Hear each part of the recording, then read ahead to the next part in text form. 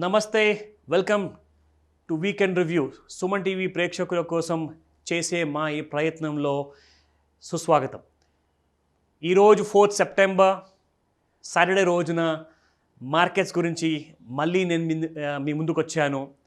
So ముఖ్యంగా ప్రతి వారం మాట్లాడుకుంటున్నట్టుగా బాగా రూటీన్గా అయిపోయింది. కానీ ఈసారి ఒక రెగ్యులర్ రూటీన్ కాకుండా ఎక్స్ట్రాఆర్డినరీ రూటీన్ వీక్ అనుకోవచ్చు. ఎందుకంటే అఫ్కోర్స్ బుల్ మార్కెట్స్ ఎవ్రీడే పైకి వెళ్తుంది, చాలా స్టాక్స్ పైకి వెళ్తున్నాయి, అది చాలా కామన్ అయిపోయింది. బట్ ఈరోజు అసలు మనము అన్కామన్ ఏంటి దాని గురించి మనం మాట్లాడుకోబోతున్నాము. సో ఫస్ట్ ఇండెక్స్తో స్టార్ట్ చేద్దాము. ఇండెక్స్ ఎక్కడ క్లోజ్ అయింది? సెన్సెక్స్ 58,000 రీచ్ అయ్యి క్రాస్ అయ్యింది. 58,130 టచ్ అయింది. దాదాపు 280 పాయింట్లు పైన గెయిన్స్తో క్లోజ్ అయింది. అండ్ నిఫ్టీ 50 చూసుకుంటే 17,325 స్పాట్లో చూసుకుంటే నిఫ్టీ కూడా 17,300 అలాంటి లెవెల్స్ని టెస్ట్ చేయడం జరిగింది. Record levels, extraordinary, mother of bull run అంటున్నారు ప్రతి ఇన్వెస్టర్. ఎవరైతే ఈ ర్యాలీని నమ్మేసి ఈ స్టాక్ మార్కెట్లో, ఇండియన్ స్టాక్ మార్కెట్లో not only Indians but foreigners కూడా చాలామంది ఇన్వెస్ట్మెంట్కి ముందుకొచ్చారు. అండ్ వాళ్ళందరికీ ఇదొక ఎంజాయ్మెంట్ పార్టీ అనేది కంటిన్యూ అవుతుంది. సో అదే పార్టీలో భాగంగా ఈరోజు మనం ఇంకా ఇంపార్టెంట్ విషయాలు కూడా చెప్పుకోబోతున్నాం దీని గురించి.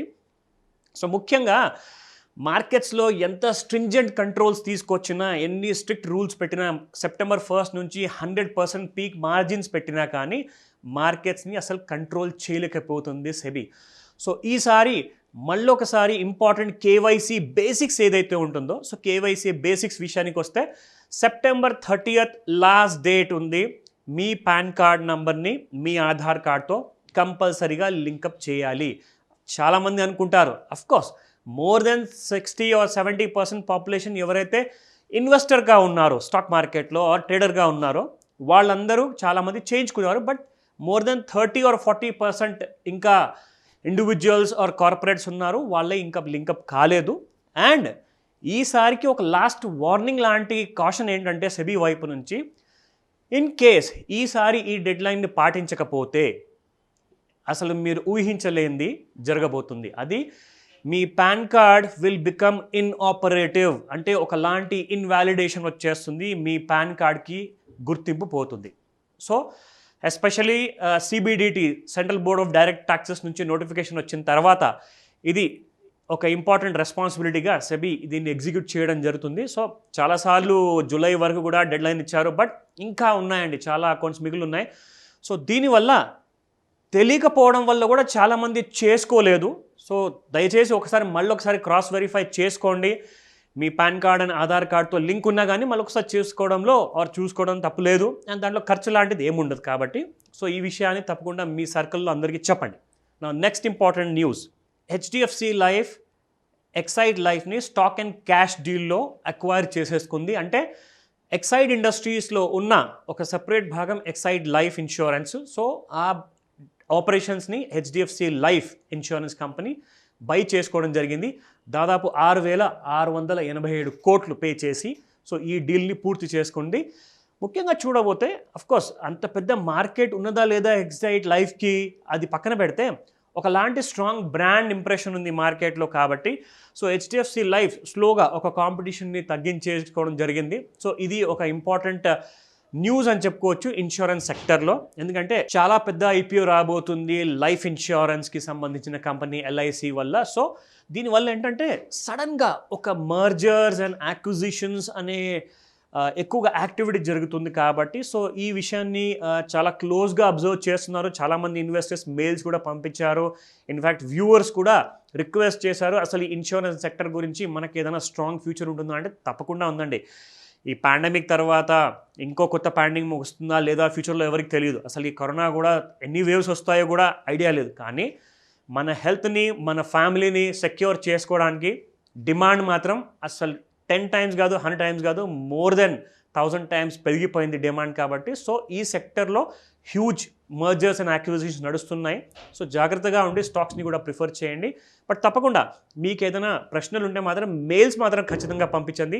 ఇది మా రిక్వెస్ట్ మీకోసం స్పెషల్లీ. రిలయన్స్ ఇండస్ట్రీస్ ఇంకో టాప్ గెయినర్గా మిగిలింది. అఫ్కోర్స్ మనం టాప్ గెయినర్స్ గురించి సపరేట్గా మాట్లాడుకుంటాము. బట్ రిలయన్స్ గురించి తప్పకుండా ఒక విషయం చెప్పుకోవాలి. ఇక్కడ భారతదేశంలోనే అతిపెద్ద మార్కెట్ క్యాపిటలైజేషన్ ఉన్న కంపెనీగా ఈరోజు రిలయన్స్ ఇండస్ట్రీస్గా చేరింది. 15 లక్షల కోట్లు పైగా మార్కెట్ క్యాపిటలైజేషన్ ఉంది యాజ్ ఆన్ ఫ్రైడే చూసుకుంటే, విత్ హయ్యెస్ట్ క్లోజింగ్ అనమాట. దీనిపైన కూడా తప్పకుండా ఒక ఇన్డెప్త్ అనాలిసిస్ దీని గురించి మనం చేద్దాం ఒక సపరేట్ వీడియోలో. రిలయన్స్ ఇండస్ట్రీస్ ఫ్యూచర్ ఎలా ఉండబోతుంది అండ్ స్టాక్ టార్గెట్స్ ఏమన్నా ఉన్నాయా, లేదంటే వెయిట్ చేసి కరెక్షన్లో బై చేయాలా, లాంటి డీటెయిల్స్ తప్పకుండా నెక్స్ట్ వీడియోలో మీ అందరి కోసం మేము తప్పకుండా ప్రయత్నిస్తాం. ఒక గుడ్ న్యూస్ ఏంటంటే, చాలామంది ఈ స్టాక్స్ వీడియో మనం ఏదైతే చేశామో 23 ఆగస్ట్న సుమన్ టీవీలో మీకు especially 2 stocks separate video and multi bagger stocks కోసం సెపరేట్ వీడియోస్ చేశాము. అందులో ఒకవేళ మార్కెట్లో ఎంట్రీస్ రాకపోతే మార్కెట్ ప్రైస్లోనే కొనాలి అనుకుంటే మాత్రం మీరు అనుకున్న క్వాంటిటీలో 10% మాత్రమే కొనండి. ఫర్ ఎగ్జాంపుల్ 100 షేర్లు అనుకుంటే 10 షేర్లే కొనండి అని చెప్పేసి కూడా ఈ స్టాక్స్ని రికమెండ్ చేయడం జరిగింది. సో ఈ స్టాక్స్ స్టేటస్ ఏంటో యాజ్ ఆన్ 4th సెప్టెంబర్గా మనం చూసుకుందాము, 23 ఆగస్ట్ని చెప్పిన తర్వాత. సో మొట్టమొదటి స్టాక్ మన వీడియోస్లో చెప్పిన తర్వాత దివీస్ లెబారెటరీస్ 4190 పైన దీని ఎంట్రీ ప్రైసెస్ ఉండేవి. 5217 హై క్రియేట్ చేసింది ఫ్రైడే రోజున, నిన్న 3rd సెప్టెంబర్ రోజున.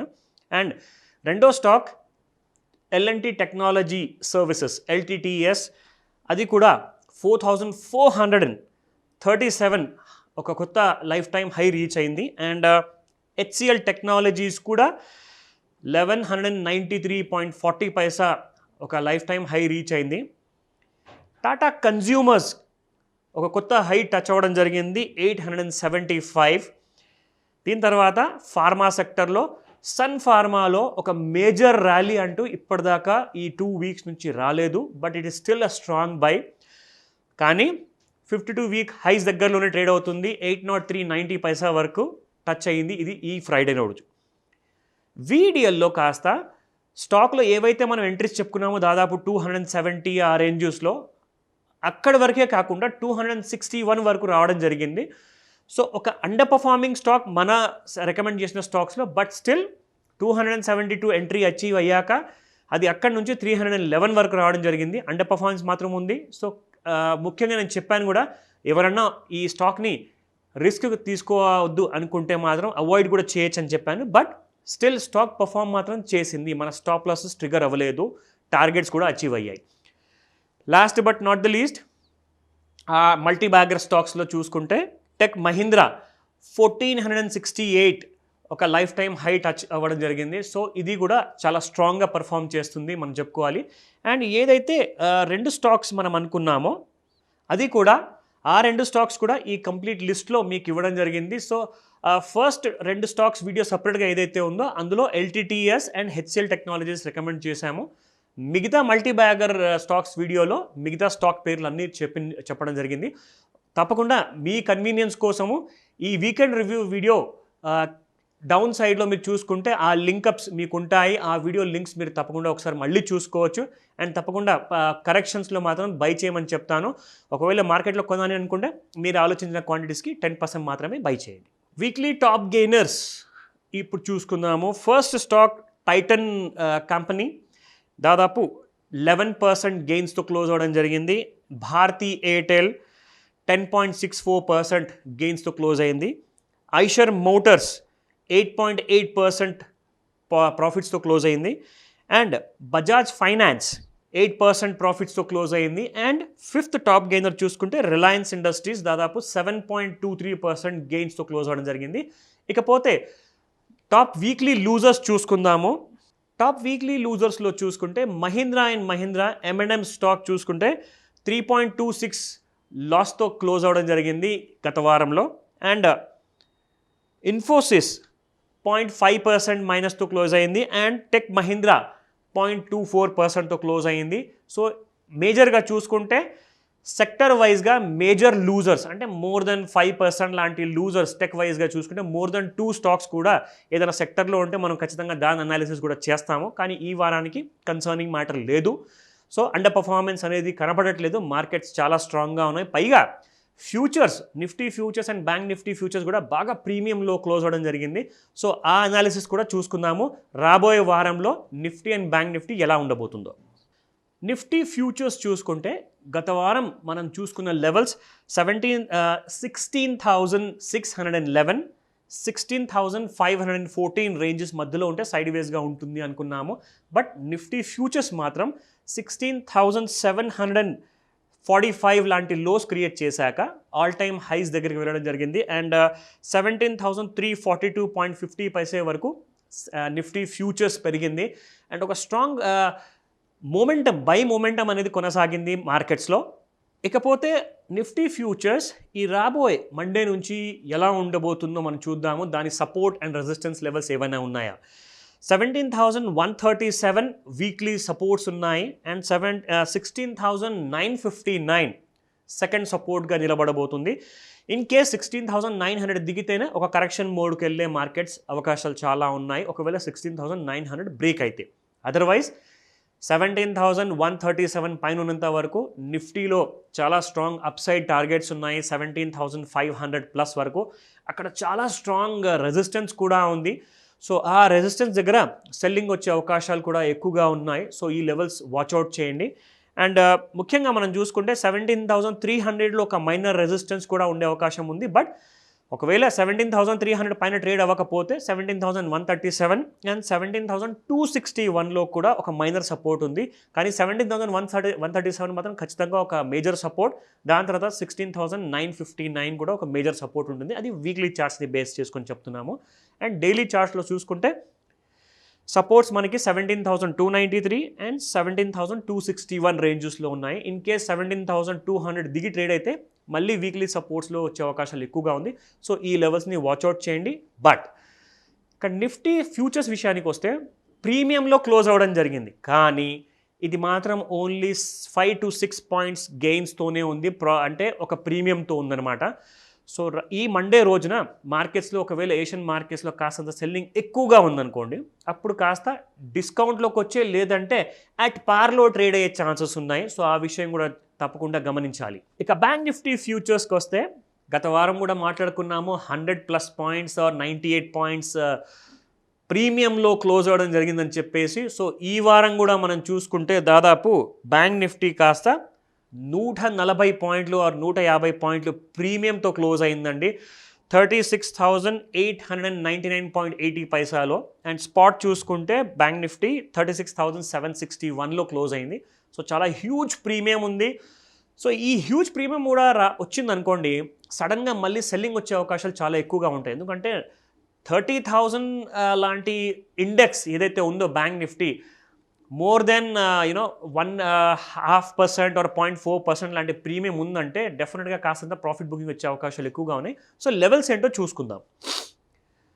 సో రాబోయే వారానికి ముఖ్యంగా 36,759, 36,331 సపోర్ట్స్గా ఉండబోతున్నాయి నిఫ్టీ బ్యాంక్ నిఫ్టీ ఫ్యూచర్స్కి. ఇది వీక్లీ చార్ట్స్ ప్రకారంగా. అండ్ మైనర్ సపోర్ట్స్ చూసుకుంటే అండ్ మైనర్ రెసిస్టెన్స్ ఏదైనా ఉందంటే 36,759 అండ్ 36,331 ఒక చిన్న సపోర్ట్ అండ్ రెసిస్టెన్స్ లాంటి యాక్ట్ చేసే ఛాన్సెస్ ఎక్కువగా ఉంది. సో దీన్ని గమనించేసి మీ ట్రేడ్స్ని తీసుకోండి. బట్ కాషియస్గా ఉండాలి. మార్కెట్స్ హ్యూజ్ రన్అప్లో ఉన్నాయి. ఆల్రెడీ పొజిషన్లో ఉన్నవాళ్ళు హోల్డ్ చేయండి. ఇండెక్స్లో ఉన్నవాళ్ళు 17,500 లాంటి లెవెల్స్ దగ్గర బ్యాంక్ నిఫ్టీ ఏ ప్రైస్లో ట్రేడ్ అయినా కానీ, సో నిఫ్టీ ఆ రేంజ్కి వచ్చిన తర్వాత 17,520, 17,550 రేంజెస్కి వస్తే ఖచ్చితంగా ఒకసారి ప్రాఫిట్స్ బుక్ చేసుకోవడం చాలా సేఫ్. అది నిఫ్టీ ఫ్యూచర్స్ కానివ్వండి, బ్యాంక్ నిఫ్టీ ఫ్యూచర్స్ కానివ్వండి. కానీ స్టాక్స్కి మాత్రం మీరు ఏవైతే కొన్నారో దానికి తొందరపడే అవసరం లేదు. ఎందుకంటే మార్కెట్స్లో కరెక్షన్స్ అవుతూ ఉంటాయి. బట్ స్టాక్ విధంగా కూడా జరిగినా కానీ అంత మేజర్ కరెక్షన్స్ జరగకపోవచ్చు. బట్ నెక్స్ట్ టార్గెట్స్ ఏవైతే మనం చెప్పామో ఆ 2 వీడియో లింక్స్లో ఉన్నాయి. సో ఆ టార్గెట్ కోసం కూడా మీరు తప్పకుండా వెయిట్ చేయొచ్చు. సో మరిన్ని అప్డేట్స్తో మళ్ళీ వచ్చే వారం మీ ముందు వస్తాను. Thank you very much.